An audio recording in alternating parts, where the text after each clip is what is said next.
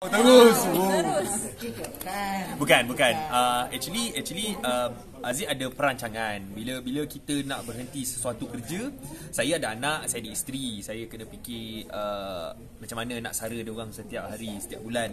So benda ni sebenarnya bila saya berhenti daripada radio, bukannya terus saya nak buat melodi saja. Saya boleh je buat radio dan melodi sekali. Cumanya ada beberapa perancangan lain sebenarnya yang ada. So benda tu akan datang satu persatu. Yang dah disusun lah daripada saya ni. Sebab macam saya cakap, perancangan untuk berhenti tu daripada hari tahun lepas. Daripada last year lagi saya dah menyampaikan niat tu dekat bosses. So saya ada beberapa plan lain dengan perniagaan, and also nak fokus kepada pengacaraan TV juga. And also nak cuba something benda lain lah. Sebab macam nak try kat berlakon. Macam tu. Okey, nak try sekali pun nak try berlakon. Benda tu dalam perancangan juga. Sebab bila kita terlalu selesa dengan satu tempat, bila kita selesa sangat dengan satu benda yang kita buat lama, takut dia tak ada improvement.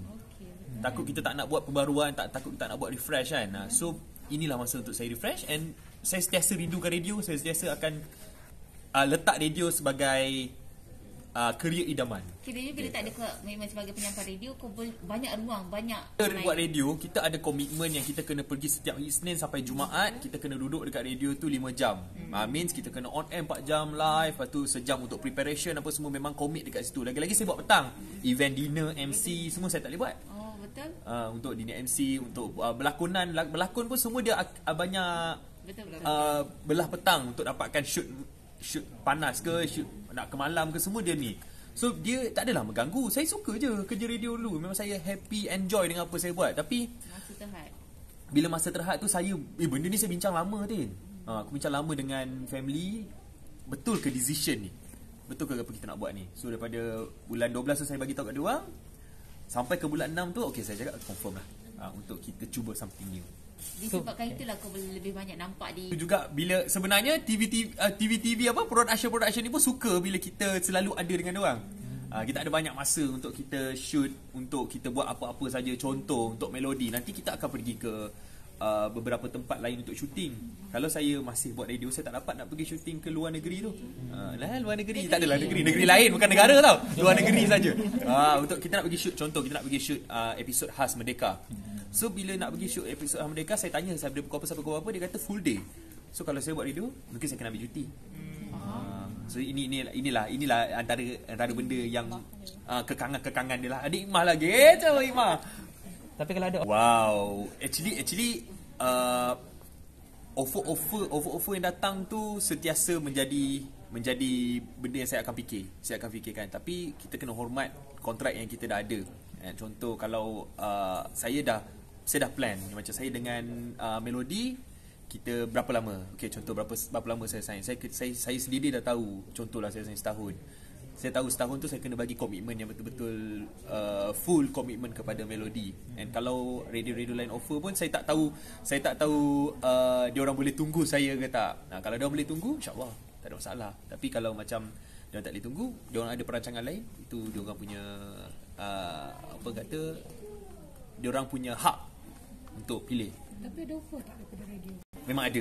Memang ada offer radio gitu. Memang ada offer radio, tapi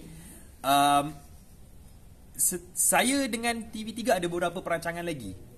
Ada beberapa rancangan yang akan keluar tidak lama lagi. So benda tu saya kena commit, dan saya tak boleh nak orang kata jam-jam pergi tempat lain. Kita orang kata takut yang dikendong tak dapat, yang dikejar tak dapat, dan dikendong keciciran pula kan. That's why saya kena buat pilihan yang betul. And bagi saya TV adalah satu exposure yang besar. Radio pun satu exposure yang bagus, sebab kita hari-hari akan keluar dekat social media, akan hari-hari keluar kat radio. Tapi TV ni adalah satu exposure yang semua orang nak keluar muka kat TV kan. Even founder ke orang penyampai radio sendiri pun nak keluar muka dekat TV supaya orang kenal siapa penyampai radio tu. So bagi saya, bila saya dapat offer untuk keluarkan muka saya dekat TV, better saya ambil lah chance tu. Asyik macam ada orang lain kan dia.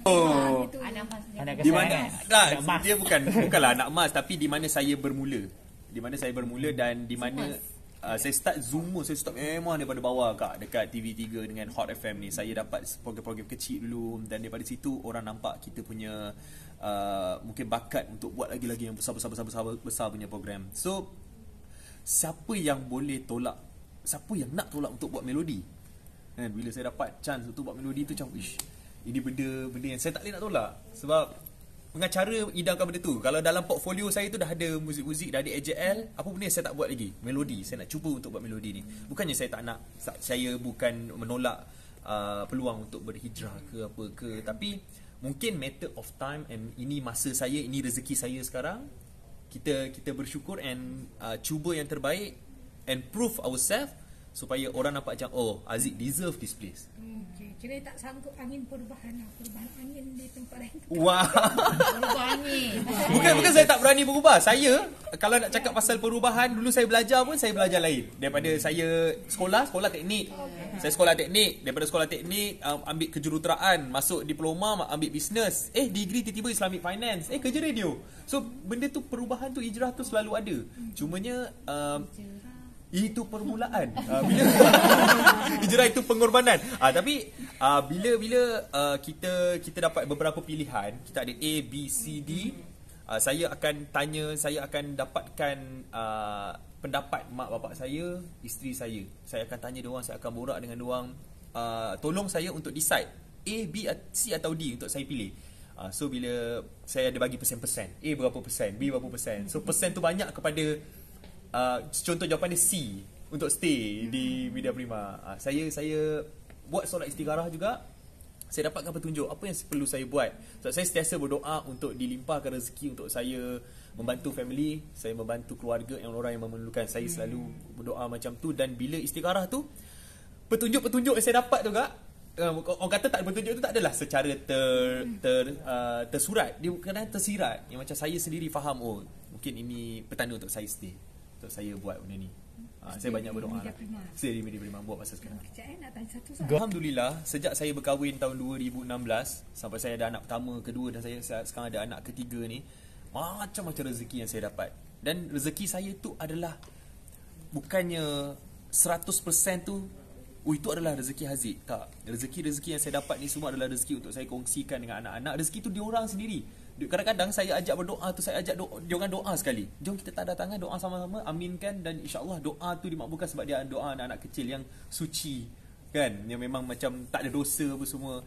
So bila saya fikir rezeki yang saya dapat tu kecil atau besar, semua adalah rezeki yang saya kena kongsi dengan keluarga dan anak-anak. Kalau cerita pasal bayaran tinggi atau rendah, saya tak pernah tahu.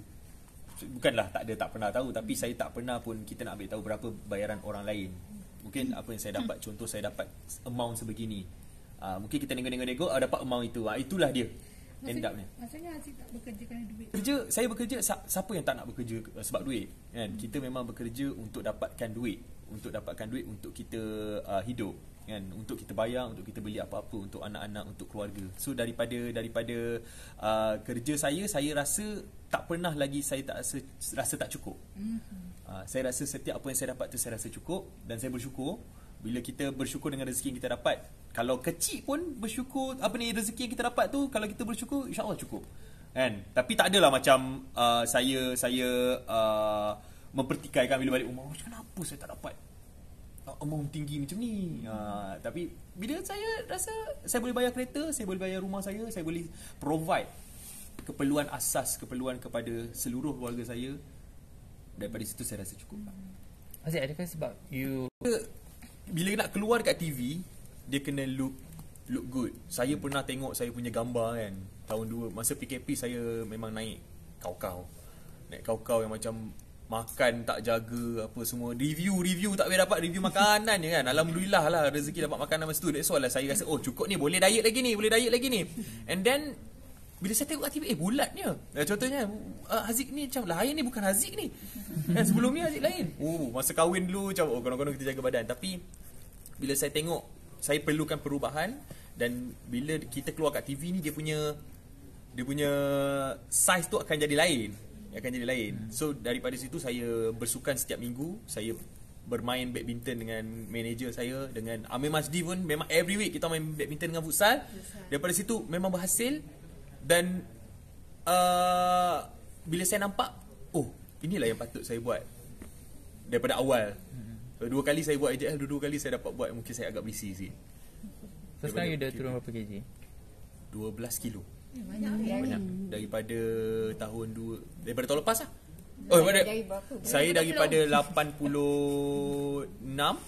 sekarang 73. 13 kilo lah. 73 sekarang. So benda tu ambil masa mungkin setahun lebih.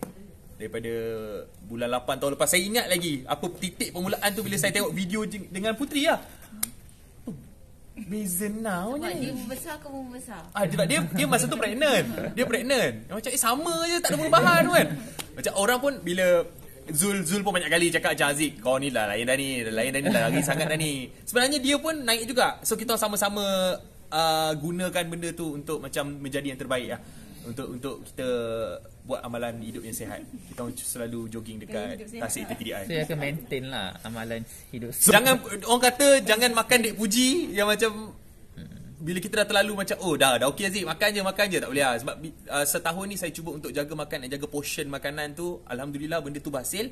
And kalau selagi saya boleh jaga and dapat kekalkan berat badan tu, sekarang ni saya tak nampak dah dia turun. Tu risau juga tu. Dia macam naik sikit. So saya cuba untuk kawal lagi lah portion makanan tu. Tak nak lah macam benda tu kembali kepada zaman PKP. So PKP tu banyak. Macam tak akan ambil dalam pintar pun. Orang kata bila dah terlalu tiada solution, kita tak tahu benda tu macam mana kan. Sebab orang-orang, setiap orang ada cara tersendiri untuk membuat diet. Ada cara-cara yang senang, ada cara-cara yang susah, ada yang gunakan cara natural, ada yang gunakan cara-cara pintas begitu. Tapi selagi benda tu adalah elok dan sihat untuk dia, untuk orang tu, mungkin kita tak boleh nak cakap apalah. Itu hak seseorang. Tapi bagi you sendiri, bagi saya sendiri, selagi saya boleh cuba jalan yang natural, apa yang saya boleh buat, selagi saya mampu, selagi saya buat tu rasa macam okey, tak ada memudaratkan diri saya gunakan cara yang saya adalah. Orang kata traditional saya sekarang ini, saya cuba, saya jadi, and isteri saya pun boleh provide makanan-makanan yang sihat and also boleh co-op dengan apa diet, nutrition saya perlu tu, saya buatlah sekarang. Dan saya rasa masa pun adalah something yang kita kena fikir kalau nak diet ni.